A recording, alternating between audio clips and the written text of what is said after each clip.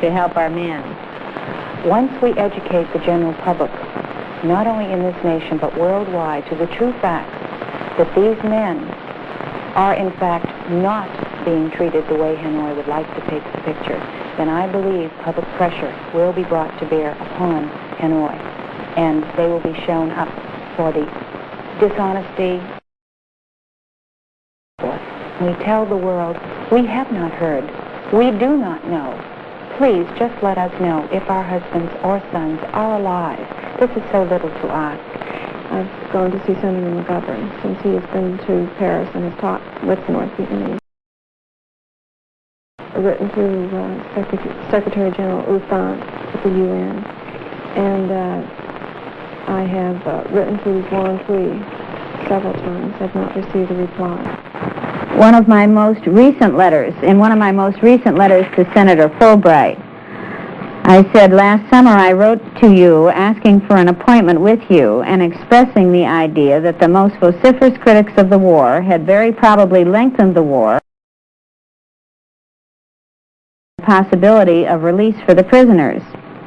At that time, you refused to see me on the grounds that my idea was so preposterous, and that was his phrase, that visiting with me would serve no purpose.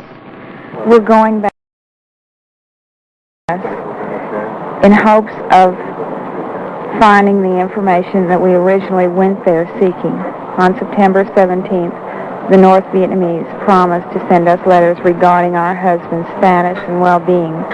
We have not to date received those letters. We still want to know about our husbands. We want to know what we can tell our children concerning their fathers. Well, yes. At the beginning, the real rough treatment came at first when they were trying to get military answers from you, and then after that they tried to force you into appearing before these delegations to say that you had received humane treatment, and they would throw rocks at you and hit you, and one of the they dislodged a filling, but and then once I got to the camp, they refused to give me medical treatment, saying that I was going to die in 4 hours if I didn't give them information. I just finally passed out. The North Vietnamese tried to get Lieutenant Commander Stratton to appear before a press delegation and say that he had received humane and lenient treatment. He refused because his treatment hadn't been humane. He had been tied up to ropes, with ropes to such a degree that he still has large scars on his arms from the rope burns which became infected. He was deprived of sleep, beaten, had his fingernails removed, and put in solitary, but the North Vietnamese insisted that he make the false humane treatment statements and threw him into a dark cell alone to think about it for 38 days. I feel a strong obligation to the men back there. They know that I'm going to come back here and tell the truth, and that's what they wanted.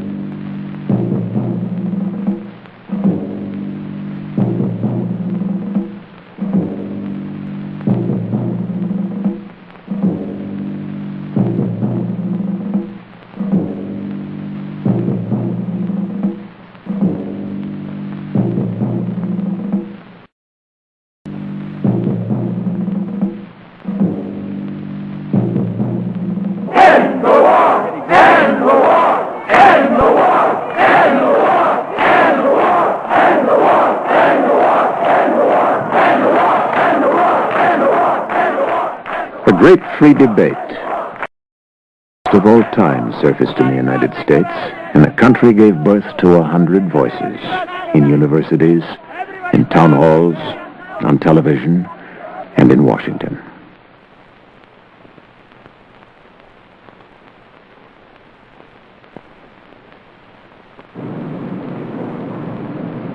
I'm opposed to this war not only because it is morally and legally wrong, but because I think it is destroying the good name and the leadership of the United States. Furthermore, I believe that the war is militarily unwinnable.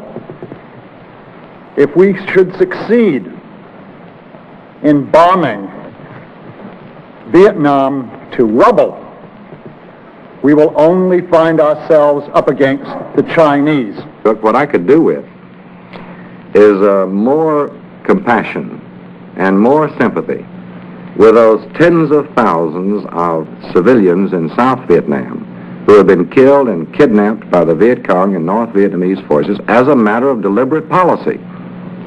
And the far larger tens of thousands of South Vietnamese military who've been killed and wounded simply because North Vietnam is trying to seize South Vietnam by force. I lost a really dear friend over there, and all of a sudden it brought it home to me. And I began wondering, what are we doing over there? Is this what honor is all about? Is it worth it? And I don't think it is. All of us tend to place a greater value on our own people. But can you really draw a line as to whether it's worth one American life if that, by saving that American life, you subject probably thousands of Vietnamese to death? Human life is human life. We believe that this war is illegal from every point of view, completely immoral, and I would like to